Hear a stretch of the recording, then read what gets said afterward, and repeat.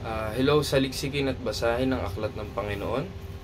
Ngayon, pag-aaralan natin yung doktrina o aral na nag-iisang Diyos. Sa Biblia, iisa lang talaga ang Diyos. Henesis hanggang Apokalipsis. Ngayon, open tayo sa lahat ng mga religious dialogue. No? Ako, bilang isang biblical Unitarian, ginagamit ko yung Biblia para patunayan yung kaisahan ng Diyos. Kasi iyan yung pinakapundasyon ng isang relihiyon. Yan ang pundasyon ng isang mananamba ng iisang Diyos. Yung aralin niya, yung kung ano at kung sino ang nag-iisang Diyos. At kung anong purpose ng kanyang mga sinugo. Ako naniniwala na lahat ng mga sinugo niya ay hindi nagpakilala na sila'y Diyos. Na bagaman sila'y isinugo, gumagawa ng mga himala, yung mga himalang yun ay galing pa rin doon sa nagsugo sa kanila. No? Si Moises, nung siya'y binukan niya ang dagat, sa kapangyarihan ng Diyos kung bakit nangyayari lahat ng bagay. Kung paano nangyari yung mga bagay na nangyari kila Jesus, kila Moises, kila Abraham, yung mga himalang ginawa ng mga sinaunang propeta gaya ni Elijah, no? Ngayon, babasahin natin sa Biblia kung ano yung mga sitas. Hindi lahat, no? Hindi ko masasabing lahat ito. Pero masasabi nating nandoon, no, yung aral na ang Diyos ay iisa. Sabi sa Genesis 1:27. Gusto ko lang kayo bigyan ng mga insight kung bakit may mga dapat tayong ikonsidera sa Biblia na nagpapatunay ng kaisahan ng Diyos. Siyempre, may mga sitas na we are subject in interpretation. Gaya ng Genesis 1:26, may interpretation dun yung Trinitarian. May interpretation din yung oneness. May interpretation din dun yung Unitarian. So, lalabas, we are just subject to interpretation. Pero, may mga nakasulat, gaya dito sa Genesis 1:27, na at nilalang ng Diyos ang tao ayon sa kanyang sariling larawan. Ayon sa larawan ng Diyos, siya nilalang. Nilalang niya sila na lalaki at babae. Dito makikita natin na nang nilalang ng Diyos ang tao ayon sa kanyang sariling larawan. Ayon sa larawan ng Diyos, siya nilalang. Nilalang niya sila na lalaki at babae. So meron siyang tinatawag na sariling larawan. No? So, meron dong point of view na nung nilikha niya si Adan, nilikha niya yun from his own image. Ayan. At kay Adan, kinuha niya sa tadyang si Eva at gumawa ng babae. No? At tingin tayo sa Genesis 6 verses 6. Sabi dito, at nagsisi ang Panginoon na kanyang nilalang ang tao sa lupa at nalumbay sa kanyang puso. Ngayon, kung Trinitarian doctrine ang paniniwala ng Genesis, naniniwala ba ang mga mambabasa ng Genesis noong unang panahon o yung mga tao noong panahon ng Genesis na nung nagsisi ang Panginoon na kanyang nilalang ang tao sa lupa, nalumbay sa kanyang puso? Ilang puso ba ang meron ng Diyos? Diba? Sabihin na nating metaphorical to, pero ang punto kasi dito, nalumbay siya sa kanyang puso. Nilikha niya ang tao ayon sa sarili niyang larawan. Sarili at kanyang puso. Merong mga logic doon. Ibig sabihin, meron siyang sarili at meron siyang puso. At ilang puso ba meron ng Diyos? Ilang sarili ang meron ng Diyos? Diba? Yun ang gusto kong maisip ninyo. At syempre, dito rin sa Numbers 23, no? Sa Numbers 23 kasi, of course, common na yung sa Exodus 20, 1 to 7, Exodus 34, 14, so on and so forth, na nagpapatunay ng kaisa ng Diyos. Walang issue doon. Pero makikita rin natin sa Numbers 23:19, yung aral na ang Diyos ay ganito. Ang Diyos ay hindi tao na nagsisinungaling o magsisinungaling ni anak ng tao na magsisisi. Sinabi ba niya at hindi niya gagawin? O sinalita ba niya at hindi niya isasagawa? Dito pinapakita, mga kapatid, yung aral na ang Diyos ay hindi tao. Nung sinabi niya, hindi niya ba gagawin? Nung sinalita ba niya, hindi niya ba isasagawa? Ang anak ng tao hindi nagsisisi. Hindi nagsisinungaling ang Diyos. No? So dito makikita natin, mga kapatid, yung ang Diyos ay hindi tao. Ngayon, makikita natin sa Malakay 3:6. Punta agad tayo sa Malakay 3:6. Diretsahin na natin. Sabi sa Malakay 3:6, alam naman natin na sinasabi dito na ang Diyos ay, sapagkat ako, sabi ng Panginoon, ay hindi nababago, kaya't kayo o mga anak na lalaki ni Jacob ay hindi nangauubos. So, ang punto dito, kung ang Diyos ay hindi tao, meron siyang sariling pagka-Diyos. Meron siyang puso. No? At hindi siya tao, no? Hindi siya tao. At sabi, hindi siya nagbabago. So, kung hindi siya nagbabago, dun mo maintindihan na ang Diyos pala, como Diyos siya na may puso, na may sariling persona. Dito maintindihan na hindi siya tao o magiging tao. Dahil sinabi dito, hindi siya nagbabago. Diba? Yun yung gusto kong maintindihan ninyo. Ngayon, sabi rin sa, kung babalik tayo sa Genesis, no? Konsidera natin yung Genesis 29:35. Sabi ganito. At muling naglihi at nanganak ng isang lalaki. At nagsabi, ngayoy aking pupuriin ng Panginoon, kaya't pinanganlan niyang Juda at hindi na nanganak. Bakit ko to nilagay dito? Una sa lahat, meron siyang point kasi dito na yung pangalang Juda, no, ay kung in a Jewish culture, in Jewish tradition, and their understanding, the name Judah means praise the Lord. Kumbaga, yun ay bilang isang pangalang pagpuri sa Diyos. And she conceived again in English, and bare a son, and she said, now will I praise the Lord. Therefore she called his name Judah, and left bearing. Nilagay ko to dito in order to understand na ang pangalan or lahat ng nagbe-bear ng pangalan ng Diyos ay isang persona lang. Gusto ko i-connect dito yung sa Isaiah 9:6 na yun ay tumutukoy kay Hezekiah na siya'y theophoric names na isang tao na nagbe-bear o humahawak o pumampasa ng isang titulong Diyos. Makapangyarihang Diyos, no?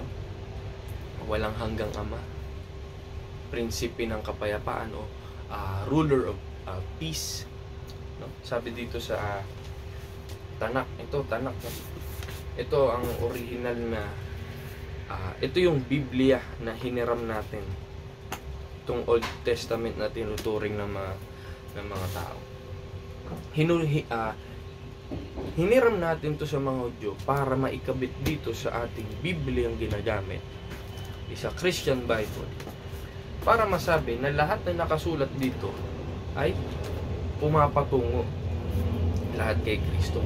Wala naman ako nakikitang mali. Ang problema, ginagamit natin siya sa maling paraan. Hindi natin siya nauunawaan na ang keso ang Diyos ay nagkatawang tao, etc. No? Anyway, Marami pa dito, Deuteronomy 4:35-39, Deuteronomy 6:4-9, Deuteronomy 32:39, no?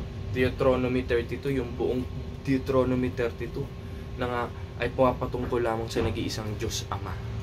Yan. Kasi maraming sitas sa Biblia na hindi lahat laging tinatawag yung Ama, pero in whole Bible, Ama lang ang tinuturing na Ama. At sa Deuteronomy 32, doon mo makikita in whole context ay pumapatungkol sa Ama, no?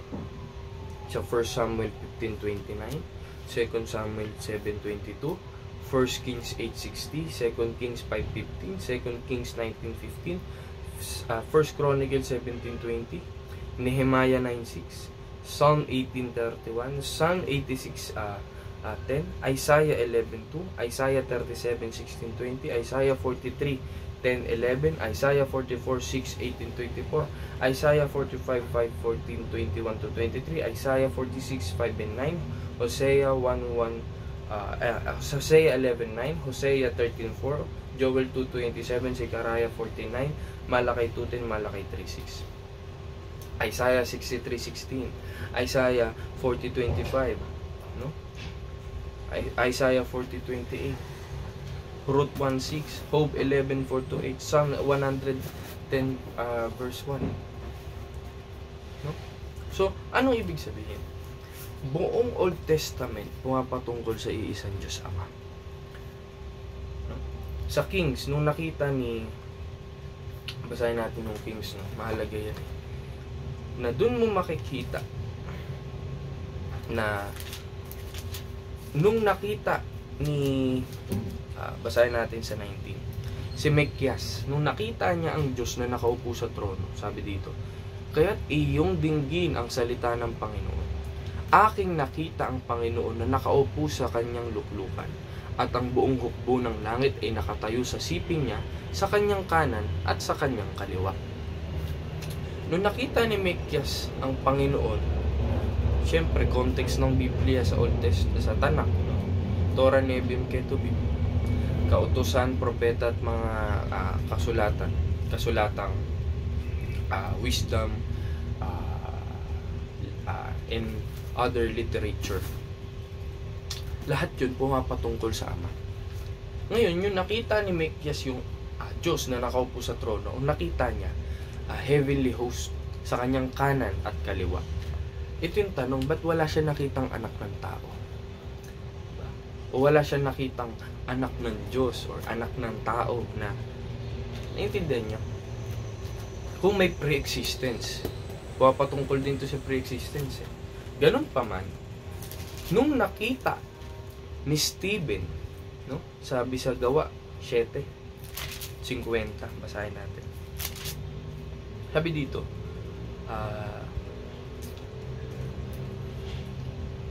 naintindihan natin sa 55, no? 7:55 ng Gawa. Acts 7:55. Datapwat siya, palibhasa'y puspos ng Espiritu Santo, ay tumitig na maigi sa langit, at nakita niya ang kalwalatian ng Diyos, at si Jesus na nakatindig sa kanan ng Diyos. Dito mo makikita na si Stephen, tumingin siya sa langit. Nung nakita niya si Kristo, nasa kanan ng Diyos. Bakit? Ito yung mga panahon si Kristo ay umakyat na sa langit. No? So, kung ikukumpara natin siya sa 1 Kings 22:19, doon natin makikita na ang Diyos nasa trono, hindi nagbabago, hindi umalis, hindi siya nasa kanan o nasa kaliwa. At nung panahon ni Mekias, hindi niya nakita si Kristo nasa kanan ng Diyos. Bagkus ang nakita niya heavenly host. Sino yun? Mga anghel. Sa Gawa, nung umakyat na si langit, si Kristo, anong sabi ni Stephen? Nakita niya ang anak ng tao. Nakita niya si Kristong nasa kanan, nakatindig sa kanan, no, ng Diyos. Bagaman ito, maraming paliwanag itong nito, ang oneness, etc. etc. nangangahulugan nila na yung sa Psalms 110 verse 1. Basahin natin yung Psalms 110 verse 1. Marami kasing nalilito dito at hindi nila inaaral yung deeper meaning. Actually, hindi siya sobrang lalim. Madali lang siyang maintindihan. No? Sinabi ng Panginoon sa aking Panginoon, umupo ka sa aking kanan, hanggang sa aking gawing tungtungan mo ang iyong mga kamay. Dito, sinabi ng Panginoon, Yahweh, Yod-Heh-Vah-Heh, Jehovah, YHWH, o ano pa man tawag niyo doon. Sinabi sa aking Panginoon, Adoni. YHWH, sinabi sa Adoni, umupo ka sa aking kanan. Doon mo makikita na magkaiba yung dalawang sinasabing Panginoon sa English at sa Tagalog. Isang Adonai o Yahweh, isang Adoni o Master o nangangahulugang guro. Ayan. Guro. Ginagamit ng Diyos itong guro upang mangaral, magturo sa mga tao. At yun yung ginawa naman ni Kristo. Nag-iwan siya nung bago siya umanik sa kanan ng Diyos. Nag-iwan siya ng alin? Mga aral, mga susundin ng tao. Ayun na yung mababasa natin sa 1 Pedro 2:21, sapagkat sa ganitong bagay kayo tinawag, sapagkat si Kristo man ay nagbata o naghirap dahil sa inyo, na kayo'y iniwan ng halimbawa upang kayo'y magsisunod sa mga hakbang niya. So, ibig sabihin, nagbata, nagsuffer, nagtiis, nagtiyaga. Nag-iwan siya ng ngayon ng mga halimbawa. No? At yun ang mga hindi nasusunod ngayon ng mga tao. Again, lagi ko sinasabi, yung pagpapatira pa, pagdarasal sa Diyos ng may takot at panginginig, no? Sabi sa Hebreo 5:7, ang Diyos talaga ng Biblia ay talagang merong respect at full trembling kapag ikay nananalangin sa Kanya. Who in the days of His flesh, ito patungkol to kay Kristo, Hebrews 5:7, when He had offered up prayers and supplications with strong crying and tears unto Him that was able to save Him.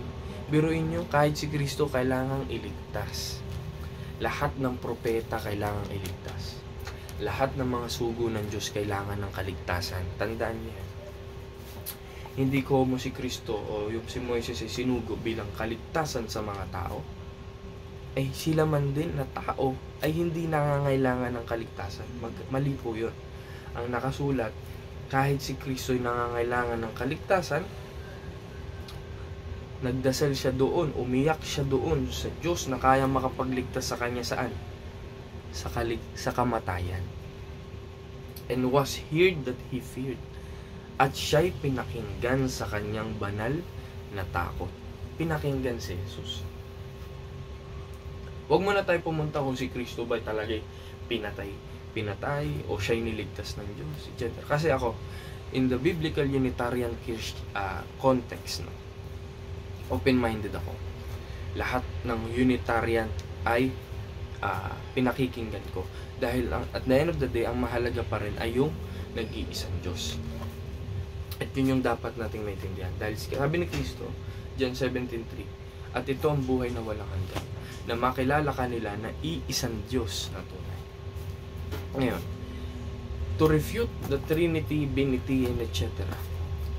1 Corinthians 2:10-11, lagi kong sinishare to sa mga tao, na kung ang Espiritu ng Diyos ay ibang Espiritu sa Kanya, sabi dun, kung paanong ang Espiritu ng tao ay nakakakilala ng mga bagay ng tao. Ito yung tanong, ang Espiritu ba ng tao o yung salitang ruwak ay ibang bag? Kung baga sa context kasi ng Biblia, yung hininga, no? Yung hininga ng tao, yung hininga nating mga tao, hindi naman iba yun sa atin. Ngayon, sinasabi dito sa 1 Corinthians 2:10-11 na merong ruwak na tinatawag o merong hininga. May hininga ang tao, may hininga ang Diyos. Patunayan, ang hininga na nanggaling sa Diyos o yung hininga na ating hinihinga, ang buhay na meron tayo ay galing sa Diyos. So, iyon yung buhay na yun yung rason bakit tayo nakakapag-isip. So, sa 1 Corinthians 2:10-11, doon mo makikita na ang Espiritu, siya yung nakakakilala ng mga bagay na pawang Espiritu. So, dito, ang context nito ay our wisdom, knowledge, and understanding will be known just only for us. Ibig sabihin, tayo lang. We are the only ones who can understand ourselves. Pero ganun din Ganun din yung pinapatungkol sa Espiritu ng Diyos. Tingnan nyo, na hindi ibig sabihin na may Espiritu ang Diyos. Ibig sabihin, separate person yun sa Kanya. Lalabas, separate person din yung Espiritu mo sa'yo. Hindi yun ganon. Lalabas, itong verse na to ay nangangahulugan na kung paano ang tao ay may sariling espiritu na hindi iba sa kanya. Ganon din ang Diyos na may sariling buhay o sariling pag-iisip. Kasi ang espiritu dito tinutukoy pag-iisip ay hindi iba sa kanya. So, ang kaisipan ng tao ay hindi separate being, separate person. Bagkus siya rin yun. Ganon din yung espiritu o yung pag-iisip ng Diyos, siya lang din yun. Hindi yun separate. No? Basahin natin. Ngunit ang mga ito ay ipinahayag sa atin ng Diyos sa pamamagitan ng Espiritu, sapagkat nasisiyasat ng Espiritu ang lahat ng mga bagay. Oo, ang malalalim na mga bagay ng Diyos. Tuloy. Sapagkat sino sa mga tao nakakakilala ng mga bagay ng tao, kundi ang Espiritu ng tao na nasa kanya. Gayon din naman ang mga bagay ng Diyos ay hindi nakikilala ng sino man maliban na ng Espiritu ng Diyos. So sabi dito, may mga bagay ang Diyos na ang nakakaalam lang ay yung Espiritu niya. Ganon din ang tao, ang nakakaalam lang ng malalalim ng bagay ng tao ay yung Espiritu niya. Ano yun? Yun yung isip niya. So ang pinupunto dito, hindi separate being ang Espiritu. Ang lalabas sa Trinity, may sariling Espiritu si Ama, Spirit of the Father, Matthew 10:20. May sariling Espiritu si Kristo, Galatians 4:4-6. At may sariling Espiritu ang Espiritu Santo. Ilan na sila? Yung Espiritu Santo, Espiritu doon ng Ama. Ayan na. Ama, tapos Espiritu niya. Anak, tapos Espiritu niya. Ilan ang Godhead? 4 na. Doon nagkakagulo. Kaya hindi pwedeng iliteral mo lahat ng porket Espiritu ng Diyos, hiwalay na sa Kanya. Hindi. Kailangan natin basahin ang konteksto. So, iisa lang ang Diyos, ang Ama. Meron siyang kaisipan o utak o espiritu na isinuko sa mga tao. Yun yung guidance o yung kanyang mga katuruan na binigay kay Kristo. And Isaiah 61 verse 1. Simula nun, nangaral si Kristo. Hindi nyo ba nalata nung siya'y nagkaroon ng Espiritu Santo? Bagaman sa ibang culture, like sa Islam, for example, na sa kanila, ang banal na espiritu ay si Anghel Gabriel o Angel Gabriel. Ganun pa man, nangangahulugan lang, isa lang ang kahulugan na ang sinugo ng Diyos na banal na espiritu ay nagbibigay ng quote-unquote salita. Yan.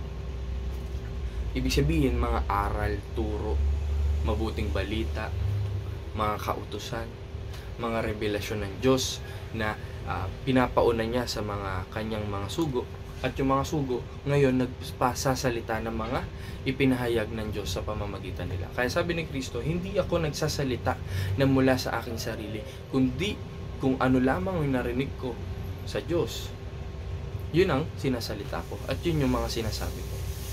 Kaya sa Deuteronomy 18:18, pumapatungkol yun sa mga sa propete. Sa isang propeta. Hindi man specific, no? Deuteronomy 18:18, magtatayo ako ng isang propetang gaya mo, Moises. No? Ilalagay ko ang aking salita sa kanya. Sabi ng mga Muslim, si Propeta Muhammad yun. Sabi ng mga Kristiyano, si Kristo yun. Maraming iba na hindi naniniwala kay Kristo. Si Joshua daw yan. Ganun pa man, iisa lang ibig sabihin na ang propeta ng Diyos, nilalagyan niya ng salita sa kanyang bibig. Doon mo mapapatunayan ngayon yung the Word became flesh. No? Nagiging buhay ang salita sa pamamagitan ng pagsasalita. No?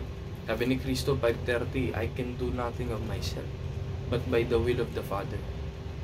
Kumbaga lahat ng ginagawa niya ay galing sa Ama, pinapagawa ng Ama.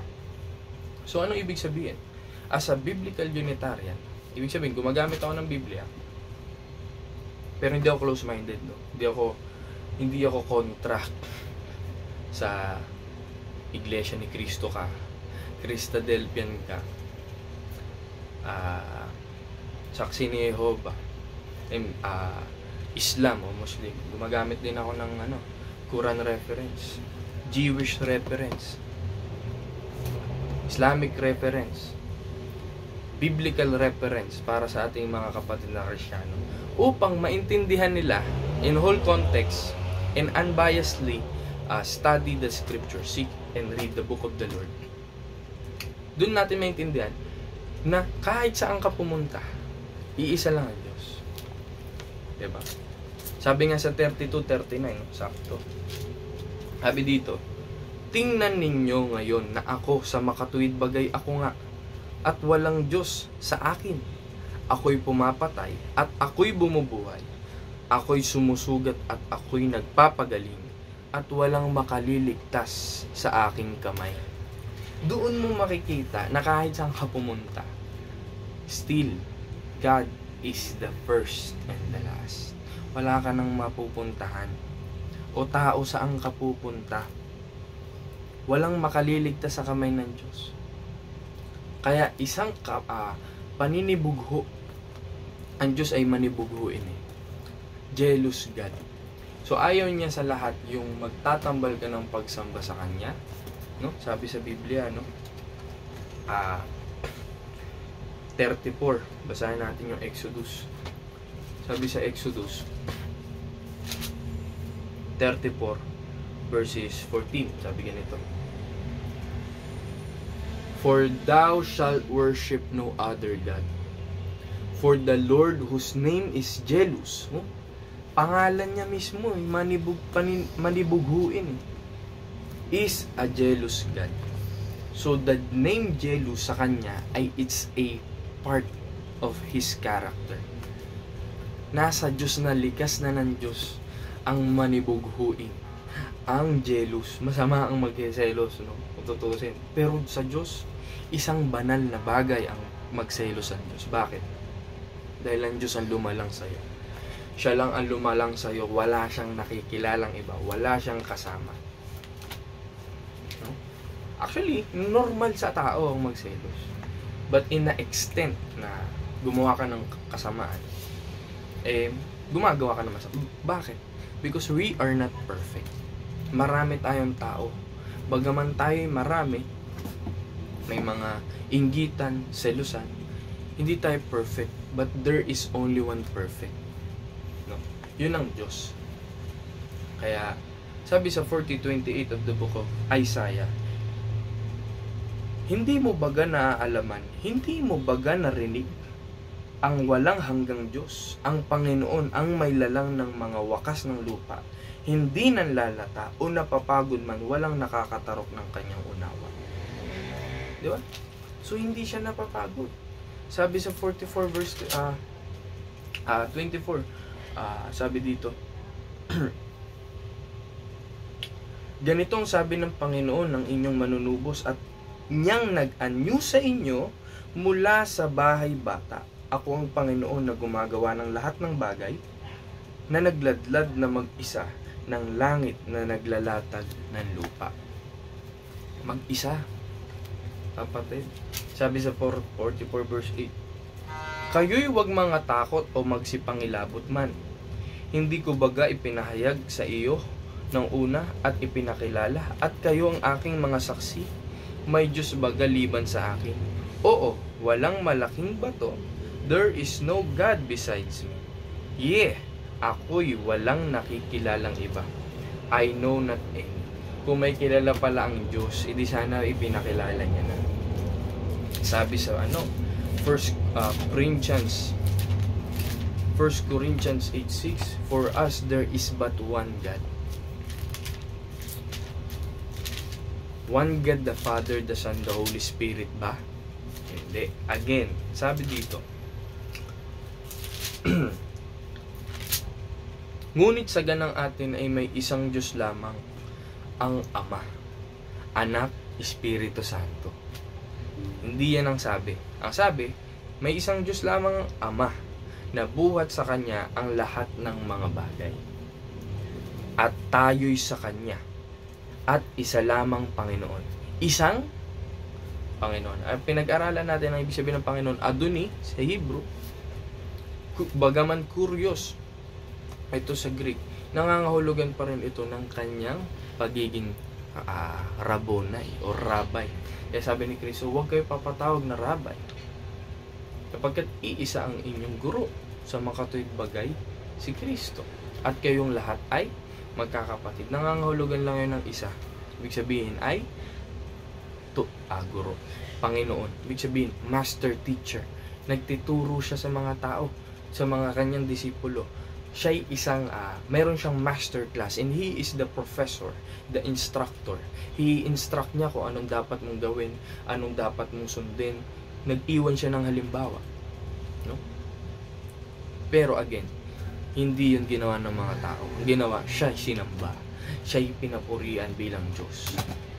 Bagaman hindi ganun. Hindi ganun yung nakasulat sa kasulatan. Nakasulat, sabi sa Matthew 4:10, isa lang ang sasambahin ng Diyos. At siya lang ang siya mong paglilingkuran. At napakalinaw nun. No? Napakalinaw nun, mga kapatid. At isa pa, si Kristo namatay. No? Si Kristo napagod. Sa John 4:6, napagod siya. Pero sabi sa 40 verse 28 ng Isaiah, ang Diyos ay hindi napapagod o nanlalataman. No? Si Kristo na uhaw, nagutom. Kasi nga tao siya, nagkatawang tao siya. Ito yung tanong. Sino ba talaga yung nauhaw, nagutom, napako sa krus, etc. etc. Maraming paliwanag sila dyan. Na keso daw ang Diyos sa kay Kristo, hindi daw yun talaga yung nagutom, yung tao lang yung nagutom, tapos yung Diyos hindi. Tapos yung nagpatira pa si Kristo sa Garden of Gethsemane, nung nagdasal siya sa Diyos, hindi talaga Diyos ang nagpatira pa nun, yung tao. Tapos yung Diyos, hindi daw talaga nagpatira pa yun. Nakatayo lang yung Diyos, tapos yung tao nagpatira pa. Marami silang dilema o gymnastic na ginagawa. 1 Timothy 1:17, hindi namamatay ang Diyos. Hindi siya nakikita. James 1:17, hindi siya nagbabago. No? Exodus 7:1, si Moises ginawang Elohim. Ibig sabihin ba Trinity? Tatlong persona na si Moises? Hindi. Ginawa siyang one of the gods. Bakit? Maraming Diyos eh. Diba? Maraming Diyos. Sa Biblia, yung anghel Diyos, mga Hudyo Diyos, sa Judges, yan, mga hukom Diyos. Diba? Pero hindi nangangahulugan na Diyos lahat, na makapangyarihan sa lahat. Iisa pa rin. Ibig sabihin, Diyos, ibig sabihin, you are servant. You are a slave of God. You are His sent or messenger. Sinugo ka. No? You represent God in what? In His message. 1 Chronicles 29:20, sinamba ang Diyos at si David, yung hari. Ibig sabihin ba, sasambahin din si Kristo? Hindi. Pagbibigay galang yun. Pay homage. Give reverence. Sa lahat ng propeta, we respect them. Yun ang katotohanan. No? Sa Malakay 2:10, Isaiah. Basahin nyo Isaiah 40 hanggang 50. No? John 20:17, pumaroon ka sa akin mga kapatid, sapagkat ako'y papupunta sa aking ama, inyong ama, aking Diyos at inyong Diyos. Acts 2:36, ginawa siyang Panginoon. Ginawa siyang teacher, master teacher, professor. Acts 5:31, ginawa siyang tagapagligtas in what sense? Because his teaching is salvation. So yun lang mga kapatid, 1 Corinthians 11:3, Hebrews 5:7, etc. At marami pang iba. Iisa lang ang Diyos at wala nang iba.